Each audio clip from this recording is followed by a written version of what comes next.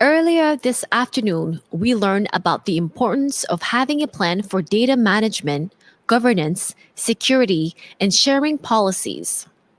But once we have all that data, what do we do with it? What insights can we glean?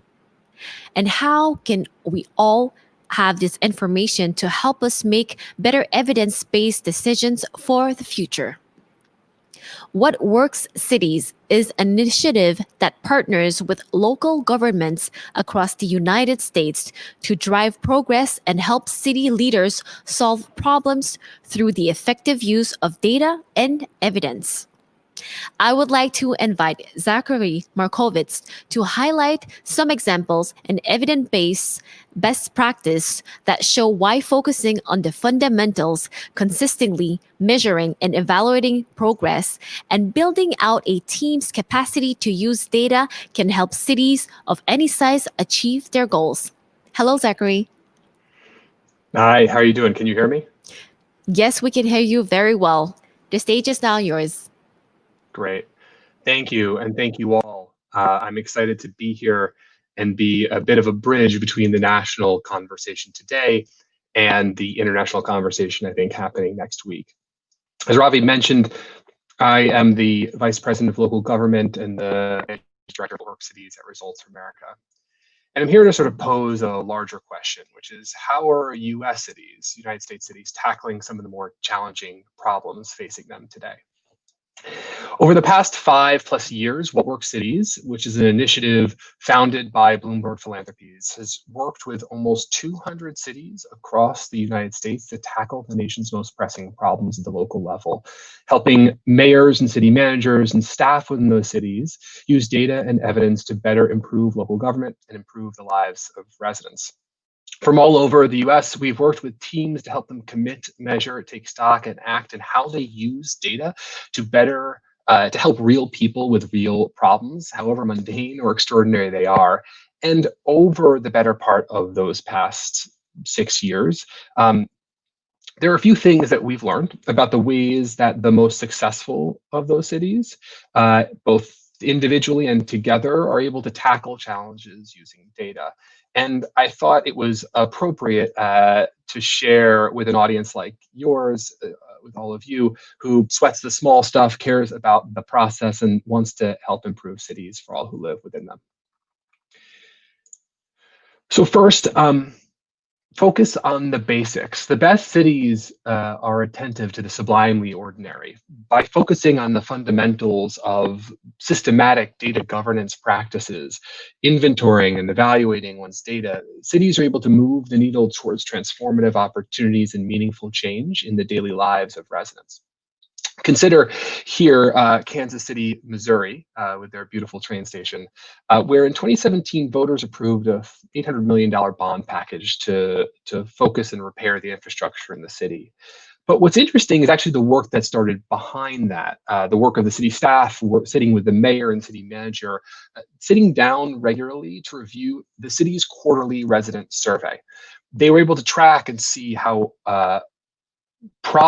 dangerous buildings and dilapidated properties was rising steadily among the concerns of the residents in their backyard. And then by reviewing and incorporating data from their citywide data inventory, they could see how some of these 800 large dangerous buildings the city had could be addressed. And then going back to residents with a data-informed response to their concerns. So it was the city used the data to ask for more money from their residents, but it was driven directly by an ask of the voters' concerns.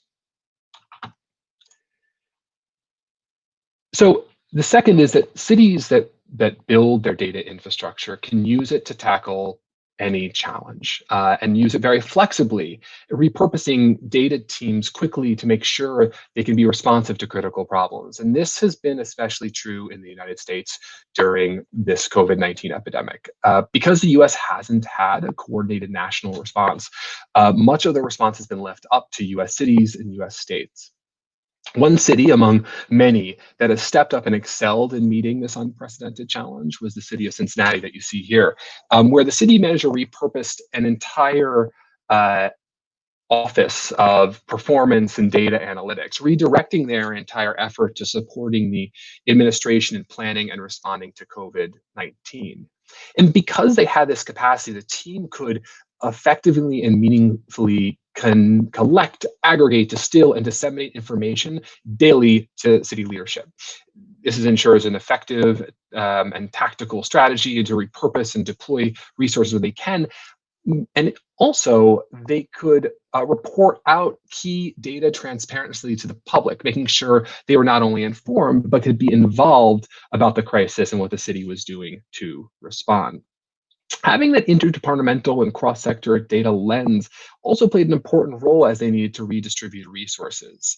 And thinking about where, unfortunately, the city would have to furlough or let go of certain workers given the downturn, they could see how they could shift them immediately into other places that needed more people immediately, sectors like homeless services or healthcare. Third, I'm sorry to say this at a Smart Cities conference, but as we enter into recessions and city budgets are going to hurt, technology isn't always the answer to big challenges. I am a firm believer that smart investing in data capacity at junctures like we're in right now is actually the right move. But all cities and public jurisdictions need to be judicious with their dollars and find creative ways to get the data they need to solve problems now that doesn't involve spending or contracting as option number one. So consider Syracuse, one of the older cities in the Northeast, Northeast US, with water mains that are reaching the end of their useful life, some more than a century old. Now, with hundreds of water mains across the city and hundreds of water main breaks per year, understanding which one is most at risk of breaking is critical. This is a place sensor technology could be useful, but the city found a much more cost-effective solution. They looked through their 100-year-old engineering record books to discover whether the particular mains were cast iron, steel, or even ceramics, and then built a predictive model that relied on this data and other attributes like proximity to other breaks, age, and soil content to figure out where the likelihood of the next break was going to be. It's not perfect, right? Like many predictive models aren't, but it told them enough to help them align on where to dig first in the warmer months to avoid breaks at winter when it's harder to dig. And bit by bit, they can improve their infrastructure for everyone and equitably. Which brings us to the next point. If we are going to investigate the structural inequalities and inequities that exist in cities, you can't do it without looking at and using the data that cities are collecting every day. Now, data can certainly both reveal and conceal inequalities, biases, and prejudice. But to even begin a process, best cities can't do anything effectively without considering the need to use data to drive policy, to drive advocacy, and to the systemic racial inequities that exist behind many cities. I want to consider again our friends here in Syracuse, which you see on the slide. They, like many cities, I'm sure yours as well, have investigated the connection between street lighting and safety. When street lights go out, a neighborhood may feel less safe and pedestrian safety may suffer. In this city, repairs of streetlights occurred when people reported an outage. But we know that reporting is inequitable in all parts of the city. More reports come from areas that are traditionally whiter and traditionally more wealthy, which means that repairs are also not treated equitably.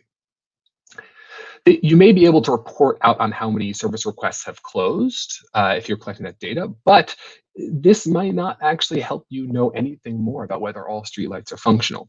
This is a place where the data led to a place where technology could serve a purpose, where an improved city bond allowed the city to upgrade the lights across the whole city, 17,000 light fixtures, enabling them to know a lot of things, but maybe most importantly to this, know exactly when a light goes out in every part of town, literally lighting the way to a safer and more equitable city. The last big takeaway I'll mention is from a favorite quotation of former New York City Mayor Michael Bloomberg that drives much of our work, is that you can't manage what you can't measure. For cities, what does it mean to be excellent at using data to drive real change? how do we measure as city governments and policy practitioners the progress of our work? To answer these questions, many of which came from the cities that we've worked with, these questions were why a few years ago we launched the What Works City certification program, which is the first ever standard of excellence for effective data-driven local governance. And using this standard, we firmly believe that a consistent and regular evaluation of one's practices, we affectionately call your annual data checkup, provides an opportunities for all cities to move up the ladder, benchmark practices against your past years and with other cities around the country and the world, and help to work to answer questions around incremental progress and improvement. On the slide, you actually see a map of the 24 currently certified cities, silver, gold, and platinum, across the United States. So to wrap up a second, we are living in a great age of information technology and data. And what I've seen over just the past half decade in the US is that if states are the laboratories of democracy, as US Supreme Court Justice Louis Brandeis called them, the cities are proving to be the startups, the incubators of data science that are advancing social change one city service, one dashboard, and one policy at a time. Cities, especially in the US, are being asked to challenge and confront the most unprecedented and extraordinary difficulties of our time. And these challenges and the work that comes with them will not conclude or be over anytime tomorrow or anytime soon. The work, though, must excel today.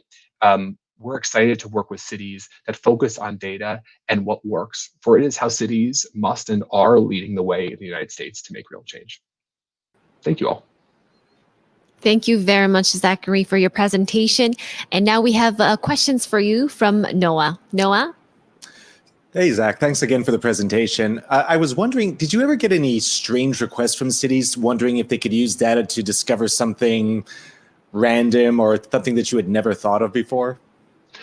I don't know about strange requests. However, we have gone actually through various times. There was a number of times when a lot of cities were, a year where cities were focusing on grass cutting contracts, a major driver of equitability, and really changed services across the time.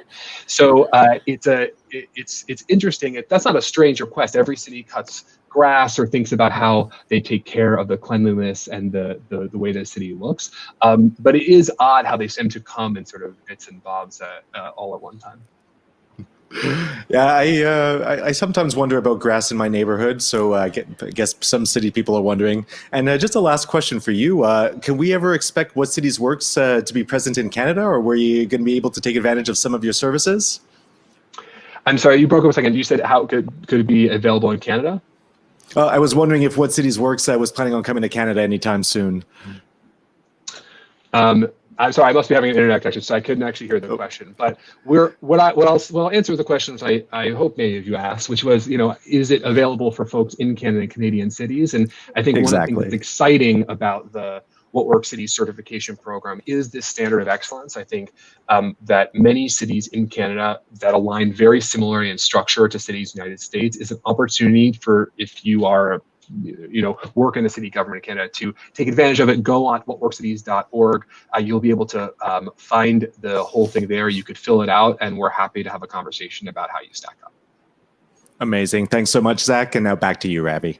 Thank you very much, Noah, for your questions. And thank you, Zachary. We appreciate you being with us today. And I believe we have a video from What Cities Works, and let's check it out.